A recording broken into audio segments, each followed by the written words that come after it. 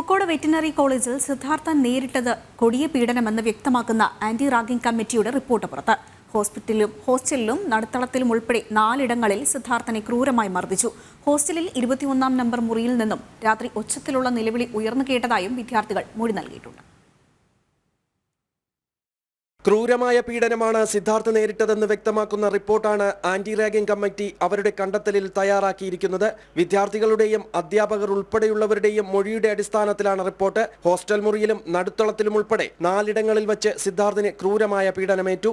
21 number hostel മുറിയിൽ നിന്നും രാത്രി ഉച്ചത്തിലുള്ള നിലവിളി ഉയർന്നു കേട്ടതായും വിദ്യാർത്ഥികൾ മൊഴി നൽകിയിട്ടുണ്ട്. സിൻജോ ജോൺസൺ സിദ്ധാർത്ഥിന്റെ കഴുത്തിന് കുത്തിപ്പിടിച്ചു. അരുൺ സിദ്ധാർത്ഥിനെ അടിവസ്ത്രം മാത്രം ധരിപ്പിച്ച് അഴുക്കുവെള്ളം തുടച്ചു നീക്കാൻ ആവശ്യപ്പെട്ടു. മറ്റുള്ളവരെ കൊണ്ട് സിദ്ധാർത്ഥിനെ നിർബന്ധപൂർവ്വം മർദ്ദിപ്പിച്ചതായും റിപ്പോർട്ടിലുണ്ട്. പരസ്യമായ ആൾക്കൂട്ട വിചാരണയാണ് പൂക്കോട് നടന്നതെന്ന് വ്യക്തമാക്കുന്നതാണ് ആന്റി റാഗിംഗ് കമ്മിറ്റിയുടെ റിപ്പോർട്ട്. 80 പേജുള്ള റിപ്പോർട്ടിന്റെ പ്രാഥമിക വിവരങ്ങളാണ് പുറത്തുവന്നത്. കൂടുതൽ പേർക്കെതിരെ വിദ്യാർത്ഥികളുടെ മൊഴികൾ ഉള്ളതായാണ് സൂചന. CBI അന്വേഷണം പ്രഖ്യാപിച്ച സാഹചര്യത്തിൽ കമ്മിറ്റി റിപ്പോർട്ടും കേസിൽ നിർണായകമാകും. ജനം, തിരുവനന്തപുരം.